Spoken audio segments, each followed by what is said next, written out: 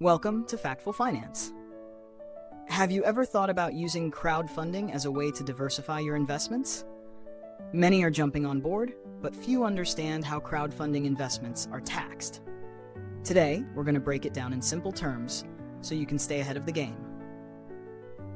Before we dive in, a quick disclaimer. This content is for educational purposes only.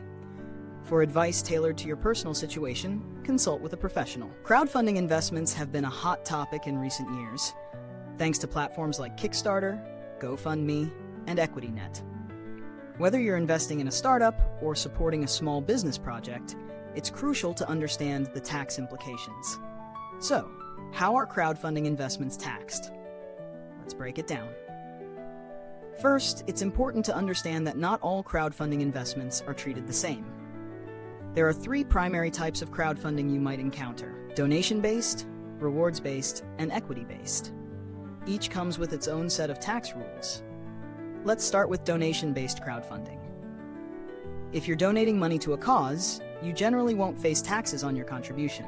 However, if you receive anything of value in return, like a thank you gift or product, then the IRS might consider that a taxable event. For example, if you donate to a project and get a t-shirt or a book in return, the value of that gift could be taxable. Now, let's move on to rewards-based crowdfunding. This is where things get interesting.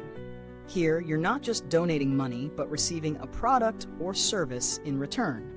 If you back a project and the reward is valued over $100, the IRS requires you to report that income. In some cases, the company behind the project may even send you a Form 1099, similar to how freelancers report their earnings. Keep in mind that if the reward is of a significant value, it could be subject to income tax. Next, we have equity-based crowdfunding, where you're essentially buying shares or equity in a startup. This type of crowdfunding opens the door to potential tax implications down the line. When you invest in equity crowdfunding, your investment might be taxed when you sell or exchange the shares, just like any other capital gains. If you sell your shares for a profit, that profit could be taxed as a capital gain, either long-term or short-term, depending on how long you held the investment.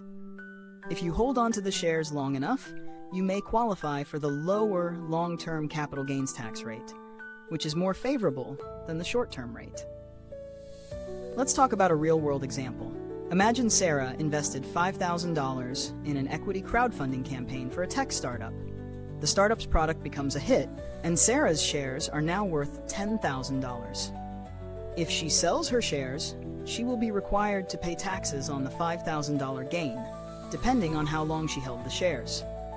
If she sold them within a year of purchasing, that gain would likely be taxed at the short-term rate, which is higher than the long-term rate. What's the takeaway from all this? Crowdfunding investments can be a great way to diversify your portfolio, but they come with tax considerations. Always track your investments carefully and keep detailed records of any rewards or equity purchases. If you're uncertain about the tax implications of your investments, it's best to consult a tax professional to ensure you're compliant. Now that you have a better understanding of how crowdfunding investments are taxed, what's your next move? Are you thinking about exploring crowdfunding as a way to grow your wealth? Let us know in the comments. Thanks for tuning in to Factful Finance. If you found this helpful, why not subscribe so you don't miss out on more insights that can help you reach your financial goals?